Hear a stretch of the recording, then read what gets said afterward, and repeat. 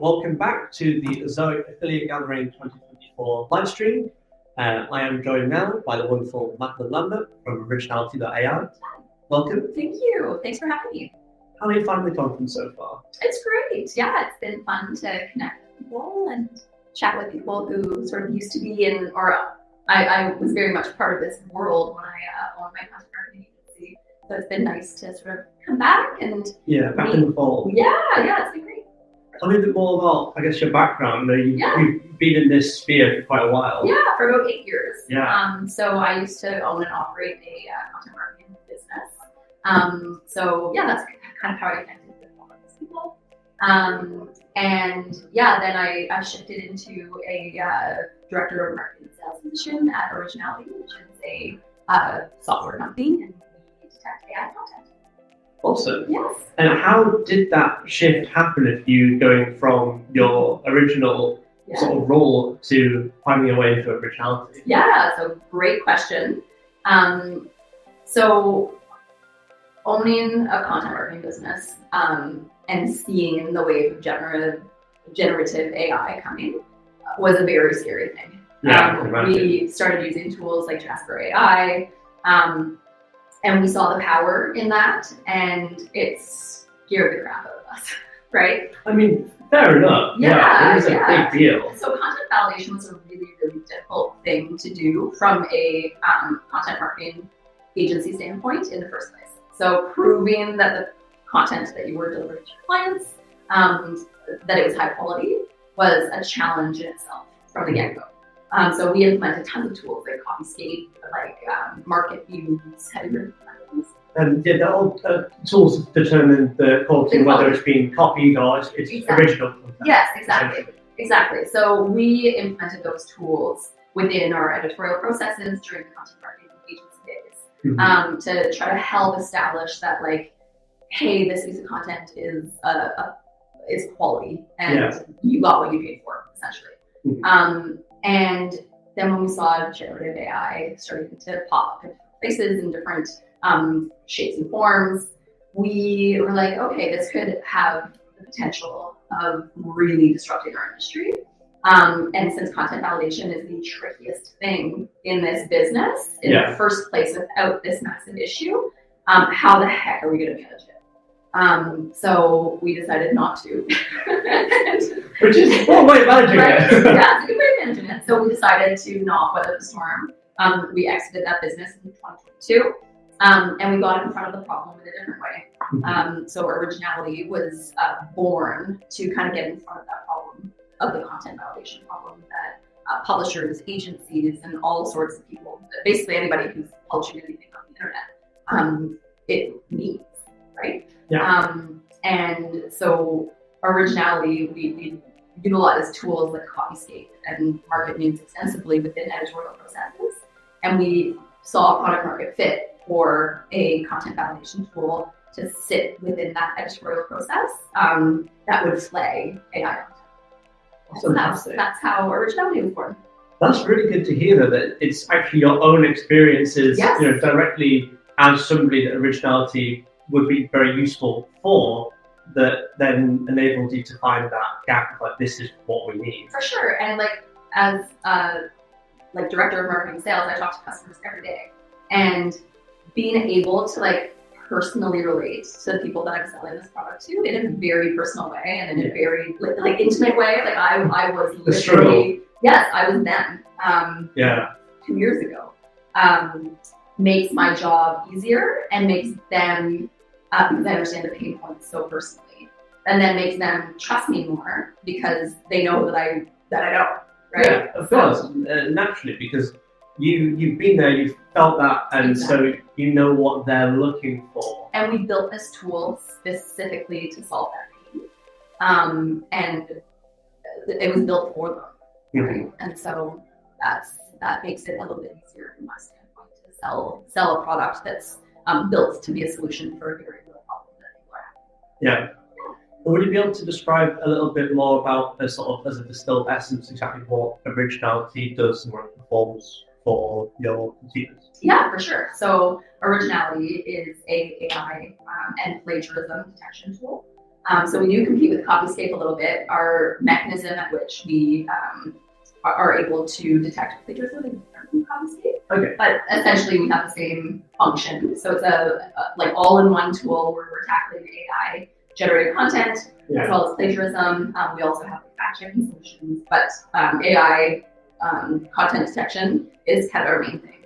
And so what we do is we sit within your editorial process, no matter like what you are, whether you're a publisher, whether you're a content agency owner, whether you're a publishing house. We've got lots of book publishers that are coming to us now because they're dealing with all sorts of copyright isures. I can imagine. In relation to generative AI, like they're copywriting things that they legally can't, and they don't know that they're publishing things that they legally can't, right? Or sorry, copywriting things. They can't. Yes. I got your meaning. Yes, sorry.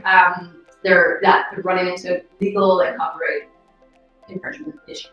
And so they're flocking to us too. So we've got like a bunch of different use cases, but essentially we just flag AI usage on whatever content you need to understand. Which I think is definitely pretty key at the moment, because I know we were chatting to some publishers at our masterclass yesterday, and we were discussing how there's a real rise in this everything needs to know content that's really long and needs to be produced by AI, and there was that concern there of, well, I want to make this hyper niche content that people know is mine, and I've put my stamp on that, and I've put my seal on it, and it's not coming from anywhere else. Right. So being able to use and have those tools available to give you that peace of mind, and make sure other people know as well. Especially if you're outsourcing it to other people, like you want to make sure that transaction is one that has transparency, and that you feel satisfied at the end of the transaction that you got the bang for your buck and a fair deal. Like you're very happy to pay a writer, whatever it is, $140 for an article if they put their effort and time and work into it. Like I don't, as a marketer, like I don't bat an eye at that. I'm happy with what I received. What I'm not happy about is when I pay $140 for an article and scan it through an AI detection software and it gets flagged 100% AI. That makes me feel like stolen from. Yeah, because you've invested not just the money, but you've also invested the time and the trust in that person to create that content. So it's a good way of ensuring you're getting what you pay for and ensuring your trust in the product. Exactly. And at the end of the day, like if you're publishing something on your asset, you want to know what you're publishing. You have the right to know what you're publishing, especially when you have but an entity like Google, and they control your business, and how it is shown on the internet. And when you don't know their stance on AI generated content and it's shifting and changing, you want to make sure that you're publishing what you want to publish and not inadvertently publishing AI generated content that could get penalized with the next update. That is a great point. I would like to touch on that a little bit more, how Google, see AI, because it does, as you say, it changes all the time. Between every update, and suddenly you're like, oh, I'm not quite sure now. How would you say, since you started in this space, how do you think Google's perception of AI has changed? So it's been interesting. I started sort of diving into the, I started at Originality last June. And it has shifted just since then. It has shifted less than a year so much. So much has changed, yeah. Right. So when I first started, it was like, oh, Google doesn't care about AI as long as it's good quality, as long as it is sort of like within the EAT guidelines. Yeah. Like if that happens, you're fine. It doesn't matter if it's AI generated. You have good prompts. Yeah. Basically. Then you're in there.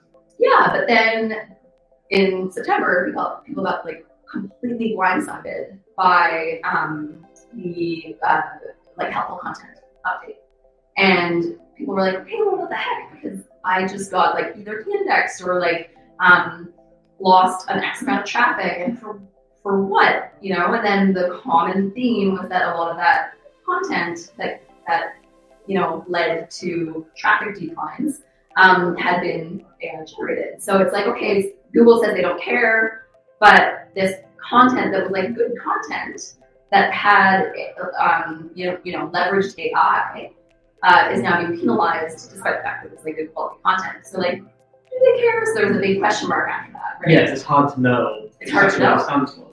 Exactly. But then March 2024 came around, and then people's businesses just got completely decimated.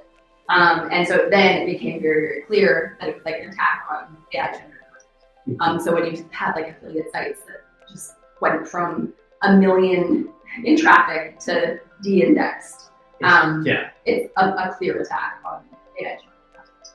And considering that attack that's become more apparent, yes, how would you say content creators now going forward that still would like to leverage AI should try and balance the sort of volume of creating content versus quality and how you go about still using those tools? Yeah, so I think I would say that it takes a lot more caution now, and I would be, as a content creator myself, like I'm extremely cautious of my AI usage when I'm creating a piece of content, and I let it help me, but I edit it extensively, and I add in a lot of like humanness. Yeah. And that doesn't mean like tons of spelling mistakes and like that's not what I mean by that. The personality and the like brand and essence of who you are, and like sentiment,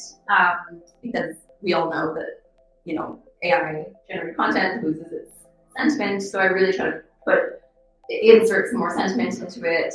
And yeah, I spend a lot of time on my content, and I would suggest that people do the same. I think that when generative AI came out, people were excited. People were like, oh, I can do so much more now in the time that I have. And everybody was right to feel that way.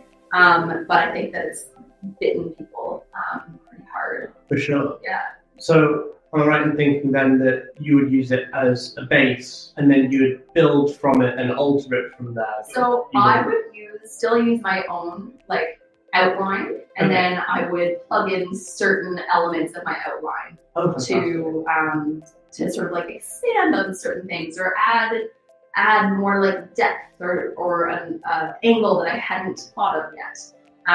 And so those are the types of prompts that I look for, and then I build my piece of content around it. So it's almost like you're using the AI as your own assistant instead of just a writer. Exactly.